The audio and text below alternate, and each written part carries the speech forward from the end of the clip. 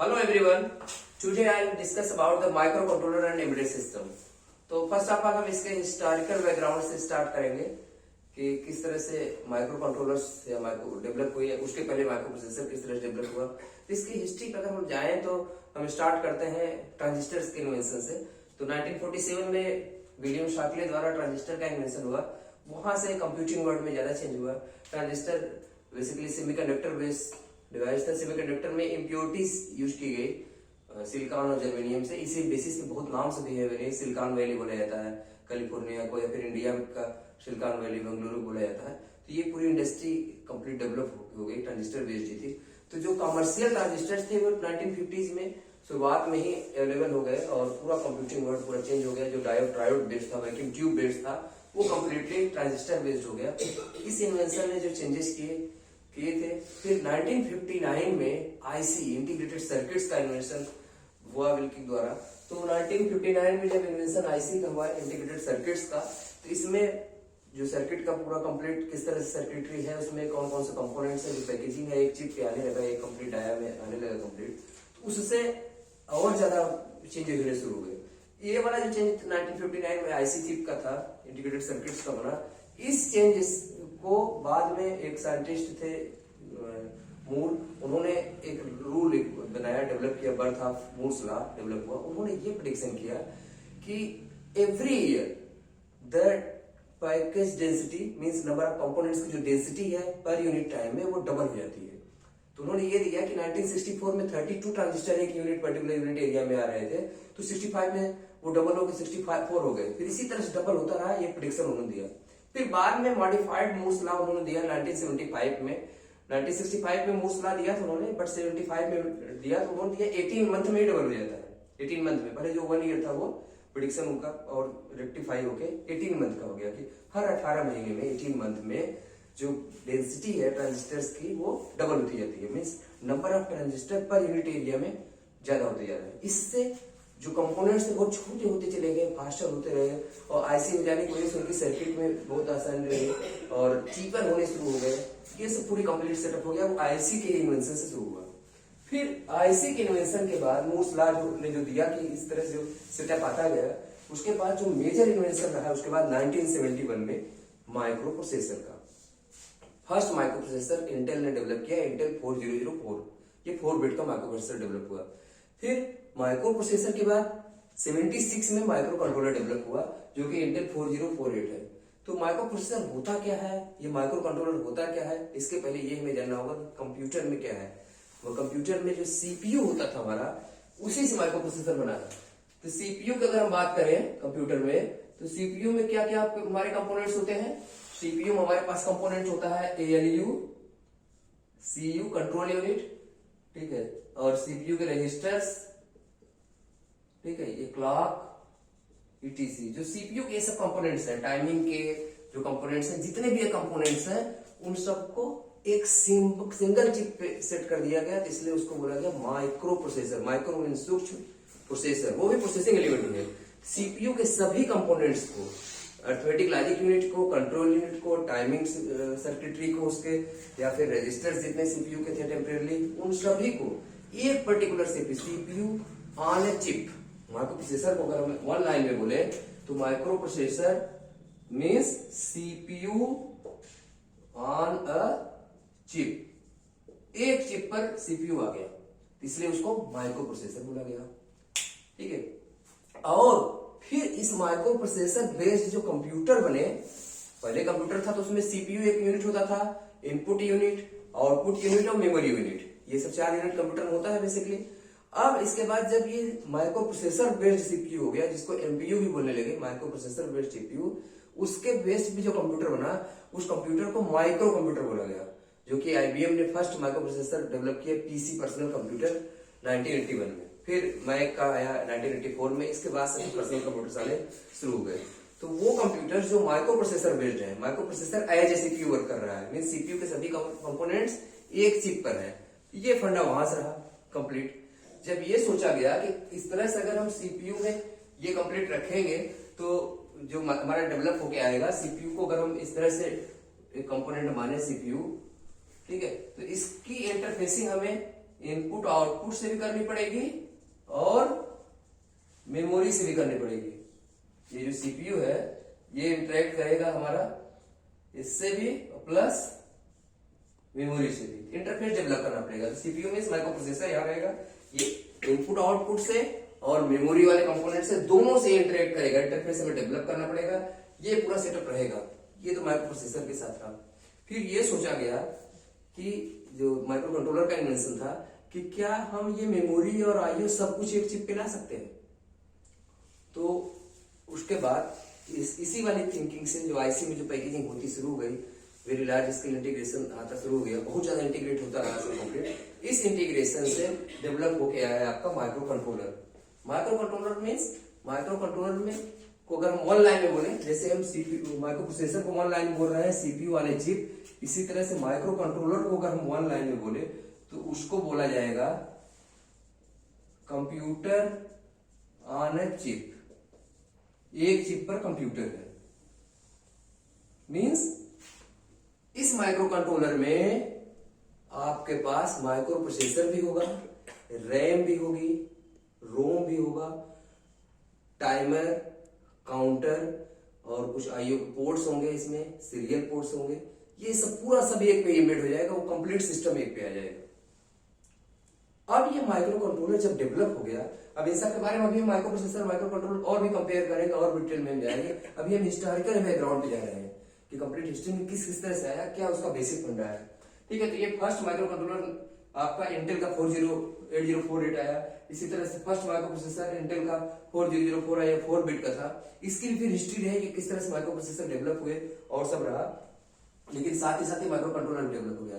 अगर हम इसकी हिस्ट्री की हम बात करते हैं तो माइक्रो प्रोसेसर की अगर हिस्ट्री पे हम जाएंगे तो इंटेल 4004 के बाद जो माइक्रो प्रोसेसर का जो हिस्ट्री था कंप्लीट, उसमें क्या क्या होगा आपका। तो माइक्रो प्रोसेसर का जो डेवलपमेंट हुआ, माइक्रो प्रोसेसर किस तरह से बढ़ा, इसमें जो लीडिंग कंपनी रही माइक्रो प्रोसेसर की फील्ड की वो इंटेल थी।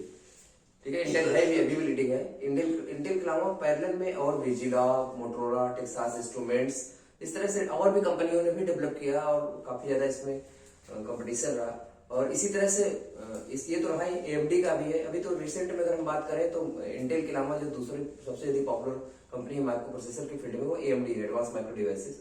ठीक है, और इसी तरह से माइक्रो कंट्रोलर में भी इंटेल से ही शुरुआत हुई और भी है, और सभी के काफी ज्यादा माइक्रो कंट्रोलर्स भी आने लगे।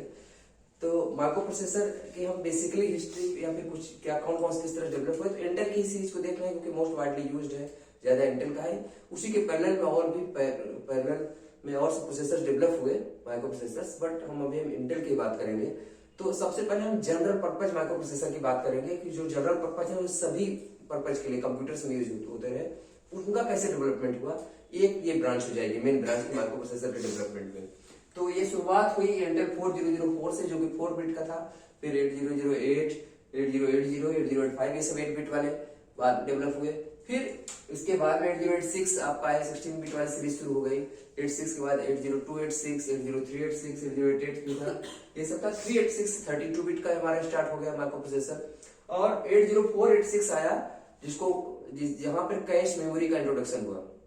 Cash memory is basically introduced in between CPU and RAM to speed up the computing operation, memory operation process. Memory operation का बॉटलनेक रिजॉल्व करने के लिए cache memory CPU that is microprocessor और RAM के बीच introduce हुई थी। Processor का पार्ट ही कैश में बना डाल दिया गया, तो कैश मेमोरी का इंट्रोडक्शन 80486 से हो गया।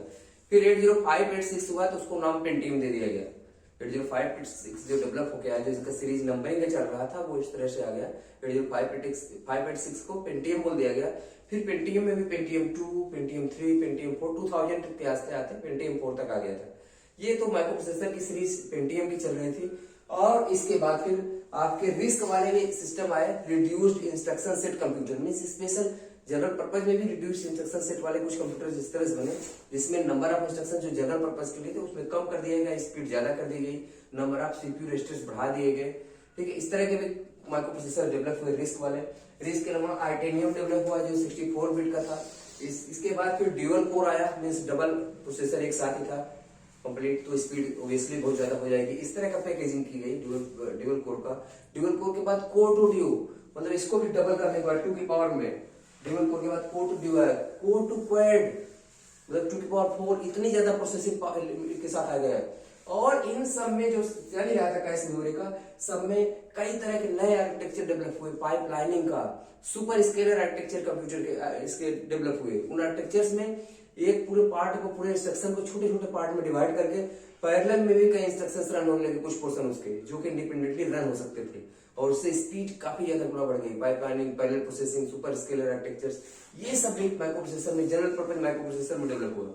ज्यादा करके जनरल पर्पज के जो माइक्रो प्रोसेसर थे उन्हीं में सब डेवलप हुआ था। और फिर ड्यूअल कोर और कोर टू ड्यू के बाद, कोर टू क्वाड के बाद फिर आई वाले प्रोसेसर, i3, i5, i7, इसके भी कई जनरेशन आ गई। ये तो जनरल पर्पज का एक मेन ब्रांच था माइक्रो प्रोसेसर का, जो भी डेवलप होता रहा और आगे बढ़ता चला गया, और ये बढ़ ही रहा है कंप्लीट, इसमें नई जनरेशन आ रही है ये। फिर इसी के पैरेलल में एक दूसरी ब्रांच जो थी वो एम्बेडेड वाली ब्रांच रही। एम्बेडेड सिस्टम होता क्या है वो भी मैं और डिटेल में डिस्कस करूंगा। एम्बेडेड ब्रांच में माइक्रो कंट्रोलर का डेवलपमेंट हुआ, उसमें 8048 जो इंटेल का माइक्रो प्रोसेसर रहा, ठीक। उसके बाद इंटेल के 8048 के बाद 805 1980 में आया 8051, ये बहुत पॉपुलर है, ये सबसे पॉपुलर माइक्रो कंट्रोलर 8051 हुआ। फिर 8096 की सीरीज हुई, जो ज्यादा बिट्स के माइक्रो कंट्रोलर डेवलप हुए, और कंप्यूटर ऑन चिप रहा। और ये बेसिकली यूज किया गया माइक्रो कंट्रोलर, ये या फिर छोटे वाले माइक्रो प्रोसेसर सभी कंज्यूमर इलेक्ट्रॉनिक्स में या फिर छोटे छोटे डिवाइसेज में ऐड करना शुरू किए, इसलिए एम्बेडेड वाला मैं पार्ट पोर्शन कर रहा हूँ। ये दूसरा ब्रांच जो माइक्रो प्रोसेसर के इस वाले डेवलपमेंट का ब्रांच था, जो माइक्रो कंट्रोलर वाला ब्रांच था, एक अलग से चलता रहा, जो कि एम्बेडेड प्रोडक्ट्स के लिए है। एम्बेडेड प्रोडक्ट्स क्या मैं बता रहा हूँ। और तीसरा जो आपका ब्रांच रहा, जो थर्ड पोर्शन जो आपका था, वो स्पेशल पर्पज माइक्रो प्रोसेसर का डेवलपमेंट हुआ। स्पेशल पर्पज के माइक्रो प्रोसेसर में डीएसपी वाले कुछ डेवलप हुए, टेक्सास इंस्ट्रूमेंट्स ने इसके डेवलप किए, इंटेल ने भी कुछ डेवलप किए। DSP stands for digital signal processing, ठीक है। या फिर कम्युनिकेशन के प्रोसेसर्स काफी हुए, जो कि स्विचेस के लिए, राउटर्स के लिए, इन सब के लिए यूज किए गए, ठीक है। इस तरह से कुछ स्पेशल पर्पज और specially design for that particular purpose, particular target के लिए स्पेशल डिजाइन करके माइक्रो प्रोसेसर डेवलप हुए। तीन ब्रांचेस थी, एक मेन ब्रांच थी जो जनरल पर्पज की थी, दूसरा माइक्रो कंट्रोलर वाला पूरा ब्रांच था, उसमें एम्बेडेड के प्रोडक्ट्स बने थे, और तीसरा स्पेशल पर्पज। एम्बेडेड जो टर्म आता है हमारा, जो embedded means combination of hardware and software. कोई भी जो भी इक्विपमेंट्स आजकल डेवलप हो रहे हैं, उसमें जहां भी प्रोग्रामिंग एलिमेंट आ गया, ठीक है, जहां पे इस तरह से है कि थोड़ी प्रोग्रामिंग का स्कोप है, कंप्यूटिंग एलिमेंट ऐड हो गया, तो वो एम्बेडेड हो गया, मीन्स उसमें एम्बेड हो गया। तो एक सिंगल चिप पे वो स्पेशल पर्पज होता है, वो एक टास्क के लिए होता है, only for a specific task, उसका काम एक ही होगा। वॉशिंग मशीन एक हमारा एम्बेडेड प्रोडक्ट है, तो उसका एक ही काम है वॉशिंग करना, तो उसके लिए जो प्रोग्राम होगा वो फिक्स होगा, उसे हम चेंज नहीं करेंगे। तो जो माइक्रो कंट्रोलर इस तरह से एम्बेडेड वाले जो डेवलप हुए, वो आपके रोम बेस्ड थे, मीन्स रोम हमारा जो कंप्लीट था, रोम में ही प्रोग्राम होता था, वो रन हो गया, बस इसके अलावा अलग से प्रोग्राम कहीं हमारे स्टोर करने की जरूरत नहीं है, वो फिक्स होता था, फैब्रिकेट होता था, ओनली वन टाइम कोडिंग, क्योंकि ओनली वन पर्पज के लिए सिंगल टास्किंग होता था, सिंगल एप्लीकेशन के लिए, सिंगल प्रोडक्ट के लिए यूज करते थे वो। तो इस तरह का कॉन्सेप्ट पूरा माइक्रो कंट्रोलर बेस्ड रहा, तो उसे एम्बेडेड प्रोडक्ट बोला गया। It is a combination of hardware and software for a specific application, there is a programming element या कंप्यूटिंग एलिमेंट इन दिस, ठीक है। जो भी ऐसे प्रोडक्ट होंगे वो एम्बेडेड प्रोडक्ट्स होंगे। तो इस पे के बेस्ड जितने भी प्रोडक्ट्स हमारे हैं वो एम्बेडेड वाले होते हैं। और जनरल पर्पस क्या होता है, वो रोम बेस्ड नहीं होता, रोम का रोल शुरू में ही होता है बायोस लोड करने के लिए, उसके बाद रैम में प्रोग्राम हम रन कराएंगे, हम जितनी प्रोग्रामिंग जिस तरह की चाहेंगे उस तरह से बार बार करेंगे। इसमें फिक्स होता है प्रोग्राम, वन टाइम प्रोग्रामिंग की जाती है, उस तरह से सेट कर दिया जाता है, हाँ इसी तरह से वॉशिंग मशीन चलेगी। माइक्रो ओवन का प्रोग्रामिंग जो सेट करना है वो सेट कर दिए होंगे, प्री लोडेड पूरा जो होगा, रोम बेस्ड होगा, और उसी पूरा कंप्लीट करेगा। इससे रिलेटेड कुछ और भी कॉन्सेप्ट है जो कि मैं आगे वाले क्लासेस में डिस्कस करूंगा, इसमें कि माइक्रो प्रोसेसर माइक्रो कंट्रोलर में कैसे तरह से होता है, वॉन न्यूमैन आर्किटेक्चर क्या है आपका, हार्वर्ड आर्किटेक्चर क्या है, दोनों में किस किस तरह से कम्युनिकेशन किया जाता है, किस तरह से स्पीड ज्यादा मिलती है, क्यों इस तरह से सब यूज किया जाता है, ये फर्दर क्लासेज में, और फिर इसका बेसिक क्या कॉन्सेप्ट है, उन सब चीजों को कवर करेंगे। आज का सिर्फ हमारा टारगेट था हिस्टोरिकल बैकग्राउंड, फिर इसके कुछ बेसिक कॉन्सेप्ट हम इंट्रोडक्टरी और कराएंगे, देन आफ्टर फिर माइक्रो कंट्रोलर 8051 से जो सिलेबस में स्टार्ट करना उसे करेंगे। तो आज के लिए अभी हम स्टॉप करते हैं, थैंक यू।